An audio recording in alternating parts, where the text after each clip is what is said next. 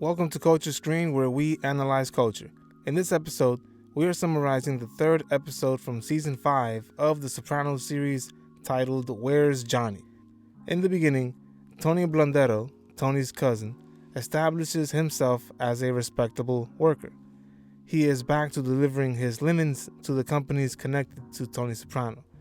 On his free time, we see Blundetto spending time with Feech Lamanna. Feech realizes Sal Vitro, a gardener, taking care of the grass in what he believes to be his nephew Gary's area. Before Blundetto can scare off Sal Vitro, Feech attacks Sal and ends up breaking his arm. As we catch up with Little Carmine's crew and Johnny Sack's crew in New York, we see they are still against each other and the power struggle continues. While collecting his money on the street, Johnny Sack's right-hand man, Phil Leotardo, goes to confront Shylock Lorraine Caluso because she continues to pay Little Carmine tribute instead of paying tribute to Johnny Sack. As soon as Phil encounters Lorraine, he restrains her and she begins to beg him to spare her. Phil also has his men restrain her boyfriend, Jason Evanina. After they are both restrained, Phil places a phone book in front of Lorraine's chest and proceeds to conduct a mock execution. Of course, Phil's intention was not to harm Lorraine, but rather just to scare her into paying tribute to Johnny Sack instead of Little Carmine. Later on, we see Tony and Junior conducting a sit-down with Lorraine and Angelo Garepi. They are discussing how they can handle the Johnny Sack situation with Little Carmine. Tony suggests a 3-member meeting with Angelo serving as the third head. They recommend the meeting must include Johnny Sack, Little Carmine, and Angelo Garepi as the 3 members to decide.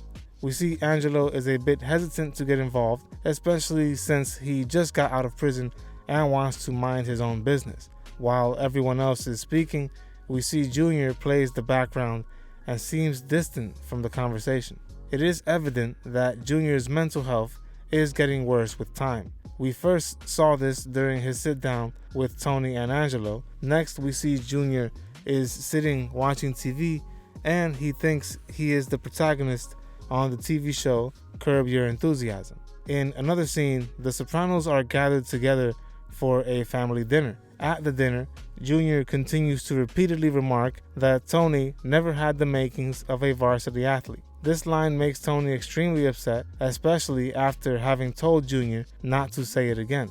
Junior does not understand why Tony got so upset. We know as the viewer that Junior is struggling mentally and most likely forgot that Tony asked him not to mention his fitness again. Tony does not know this and takes it as a display of disrespect. Tony then storms off from the dinner table and leaves. In another scene, as we catch up with Paulie, he visits his aunt and learns that her gardener, Sal Vitro, was attacked and that a new gardener recently took Sal's old job. Paulie then meets up with Sal Vitro after learning the name of the new gardener is Gary Lamanna.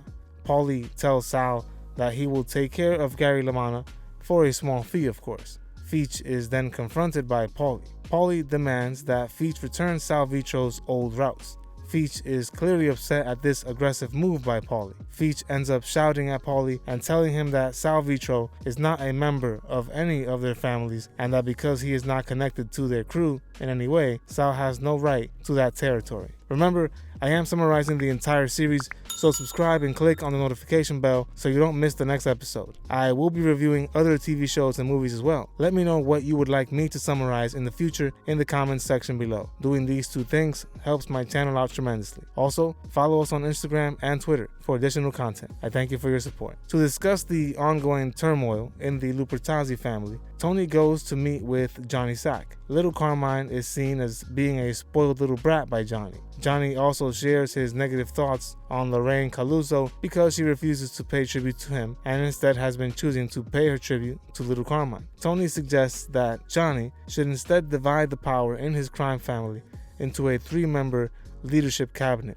Tony lies and says he got the idea from Angelo Garepi as a way of deflecting any potential downside to suggesting this. Tony is then berated by Johnny, and Johnny accuses Tony of involving little Carmine in their family business back when Carmine was trying to charge Tony a large percent over the HUD scam. Johnny also feels this involvement made little Carmine feel as if he had power. Tony and Johnny end their meeting, but it's clear Johnny Sack is upset at the current state of his family's leadership. As we catch up with Bobby, we see he is talking with Tony. Bobby wants to convince Tony that he should use him for family business rather than only using him to take care of Uncle Junior. Later on, Bobby returns to Uncle Junior and finds that Junior has vanished. Bobby gets extremely nervous and ends up calling Janice after not being able to figure out a solution. While Bobby is losing his mind for having let Junior disappear, we see Junior goes to Newark, New Jersey to search for his brother,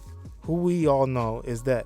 Here it is made clear that Junior is in fact suffering from dementia. He goes inside of the building he and Johnny used to work out of.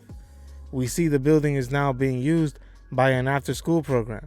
As Junior steps outside of the building, his car is stolen and he proceeds to go for a walk. After walking around aimlessly, Junior bumps into a homeless lady. He thinks she is a woman he once knew, but she clearly does not know who Junior is. After this interaction, Junior walks off while telling himself that he must go home. Eventually, Junior walks by a bridge and we can see he contemplates taking his life when he is discovered by the police. They take him home and don't really seem to believe he is the reputed Corrado Soprano. When the police drop off Junior, they ask to check his ID. The police are shocked to realize that he is the real Corrado Soprano. When Bobby and Janice explain Junior's mental condition to Tony, we see Tony dismisses their concerns and that he is still upset over Junior saying Tony never had the makings of a varsity athlete. Janice and Tony erupt into a disagreement and Tony orders Bobby to learn to control Janice before he ever thinks about taking on additional responsibilities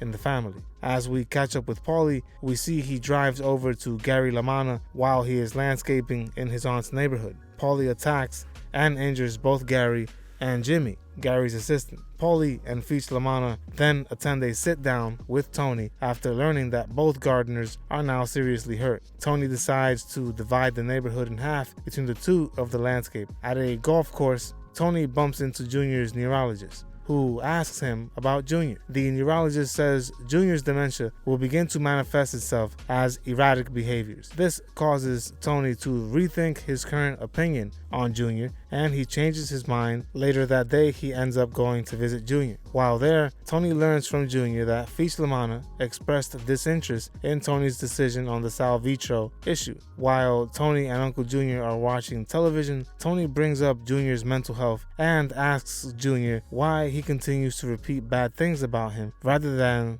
good things. In this scene, we see Tony is unable to tell Junior that he was hurt when he said he did not have the makings of a varsity athlete, and that Tony has loved and looked up to Junior his whole life. Junior himself is also unable to open up to Tony about his dementia, and he is unable to express the love he feels for his nephew. Junior starts crying and remains silent. That was episode number 55, titled Where's Johnny? To watch the next or previous episode summary, click on the link in the description or at the end of this video. Consider supporting us on Patreon. Follow us on Instagram and Twitter. See you on the next one. Your father never had the makings of a varsity athlete. We upload new videos every week, so subscribe to our channel.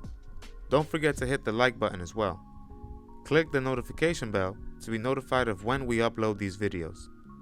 See you on the next episode of Culture Screen.